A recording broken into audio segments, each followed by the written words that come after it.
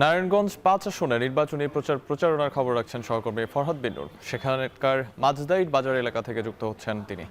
ফরহাদ, এখন কোন প্রার্থী প্রচারণা চালাচ্ছে এবং সকাল থেকে যারা প্রচারণা চালিয়েছেন তারা কি কি ধরনের আশ্বাস দিয়েছেন, জানাবেন বিস্তারিত।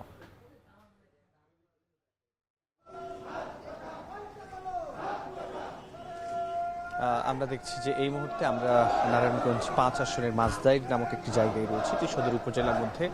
এখানে আমরা দেখছি যে ইসলামী আন্দোলন বাংলাদেশের প্রার্থী তিনি এই মুহূর্তে দেখছি যে এখানে তিনি গণসংযোগ করছেন এবং তাদের যে দলীয় প্রতীক, সেই দলীয় প্রতীকের পক্ষে তারা সেখানে ভোট চাইছেন। এবং আমরা দেখছি যে সকাল থেকেই মূলত আমরা যখন নারায়ণগঞ্জে এসেছি সকাল থেকেই দেখেছি যে বিভিন্ন প্রার্থীরা তারা কিন্তু প্রচারণা শুরু করেছে। বিশেষ করে এখানে যদি আমরা বলি যে এই আসনে বিএনপির মনোনীত প্রার্থী রয়েছেন, বিএনপির মনোনীত প্রার্থী যিনি রয়েছেন তিনি প্রচারণা চালিয়েছেন ধানের শীষের পক্ষে। আমরা দেখেছি তার নাম হচ্ছে আবুল কালাম। এবং এই আসনে আরও আমরা প্রচারণা চালাতে দেখেছি 10 দলীয় যে জোট রয়েছে, খেলাফত মজলিসের পক্ষে যিনি রয়েছেন ABM সিরাজুল মামুন, তিনি দেয়ালঘড়ি প্রতীকে প্রতিদ্বন্দ্বিতা করছেন, তিনি প্রচারণা চালিয়েছেন। এবং এছাড়া অন্যান্য যেসব প্রার্থী রয়েছে আমরা যদি একটু বলে রাখি, এখানে মোট 10 জন মূলত প্রার্থী রয়েছে বিভিন্ন দল থেকে, এর মধ্যে স্বতন্ত্র রয়েছে।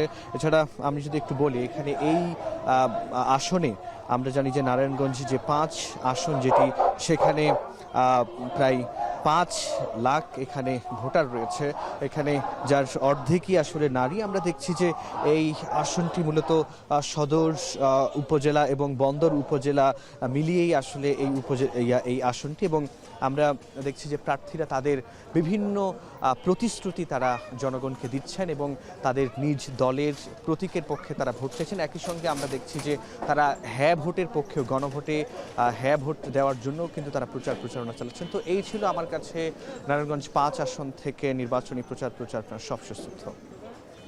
নির্বাচনী প্রচারের প্রথম দিনে উৎসব মুখর নির্বাচনী প্রচারে জনসংযোগ করছেন বিভিন্ন দলের নেতাকর্মীরা। ব্যতিক্রম নয় নারায়ণগঞ্জ 5 আসনও, সেখান থেকে সর্বশেষ জানাচ্ছিলেন ফরহাদ বিন নূর।